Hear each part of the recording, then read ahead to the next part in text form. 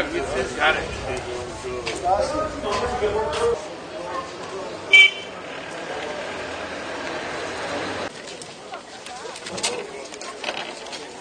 ავიდანაც არაკანონიერად მიითვისა, როგორც სხვა რაღაცეები მიითვისეს. ესეც არაკანონიერად იყო მითვისებული თავიდან. გამგეობის დარბიათ ერთი დაახლოებით შეიძლება 5-6 წელი მაინც რაც დადგენ ეგენი რა.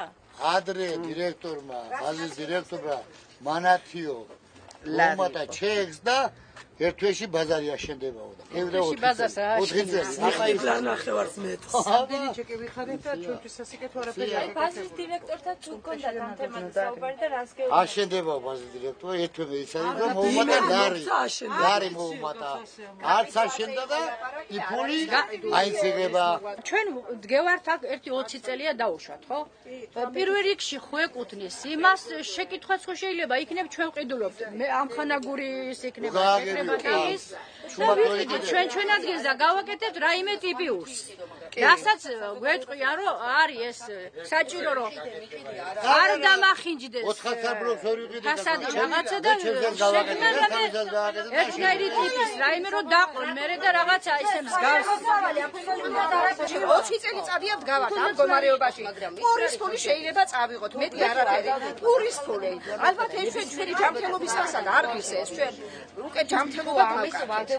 აღარაფერი შვილებს პური წავიღოთ. იმისთვის გავართ, იმისთვის აღარაფერი აღარ იქნება. აი ამ ხალხის ფარობით.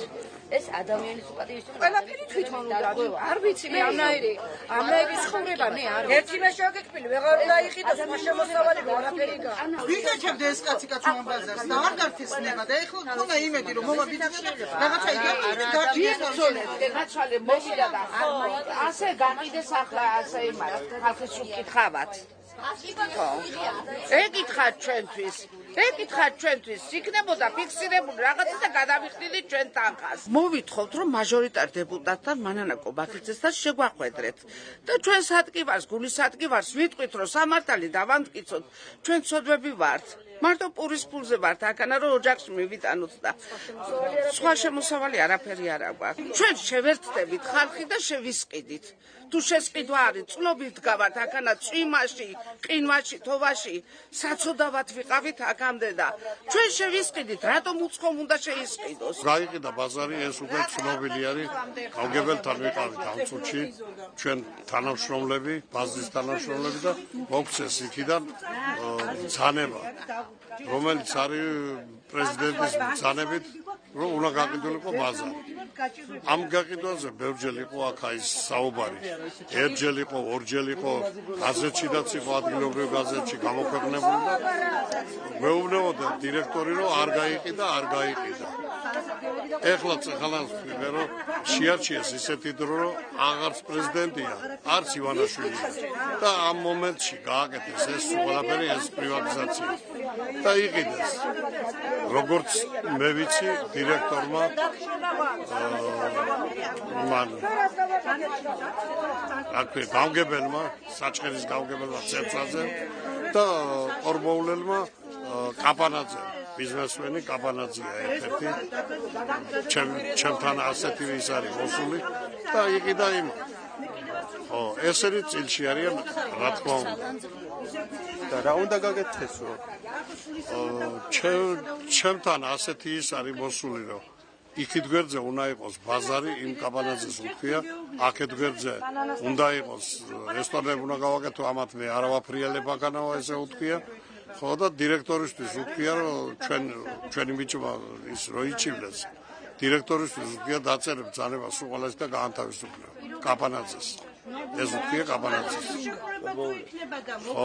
ახლა როგორ იქნება საქმე რა ვიცი ბაზრის წართმევა როგორ შეიძლება ჯერ აპირობები გვაქვს აქ თვალით მიჩერები ხარ ციცხე და ზამთარი და სიცივე რას ვიტანთ არ ვიცით და არ მივცემთ მაგის ნებას რომ ჩვენ ვინმე ბაზარი წაგვართოს უკეთესი გვინდა და წართმევა ნამდვილ ბანკის ვალები გვაქვს შეიძლება ბაზარში იყოს 3 ადამიანი რომ არ კონდეს ბანკი დანარჩენს გვაქვს უყოლას ბანკის ვალები საიდან უნდა ვიხადოთ ამ ბაზრის არსებობა არ ჩვენთვის არის ძალიან ალბათ მისაღები და არც ერთო ხედისთვის არ არის ეს ლამაზი არავინ ამბობს რომ არ უნდა აშენდეს, მაგრამ ჩვენ შეგვიძლია გვექნება იმის სახსრები, არ გვექნება ბოლოს და ბოლოს შეიძლება გამოაცალოს სახსის ბლოკი და ჩამოიტანო და დადო იმისთვის რომ მეშვილი არ დამჩეს მშიერი სახლში.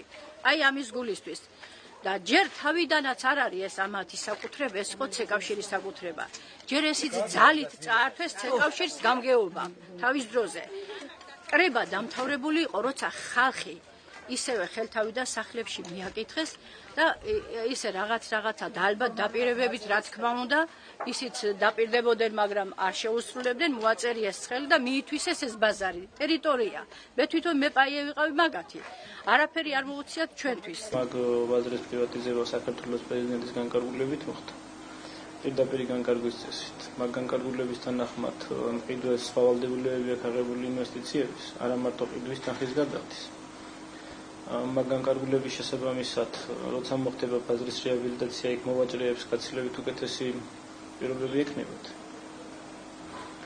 ეხლა კერძო საკუთრებაა ფაქტია, მაგრამ ნებისმიერი ადამიანი, რომელიც ფულს დებს და ინვესტიციას ახორციელებს, იმ ფულის უკან ამოღებას და დამატებითი შემოსავლებს გეგმავს ავარაუდოთ, ხო?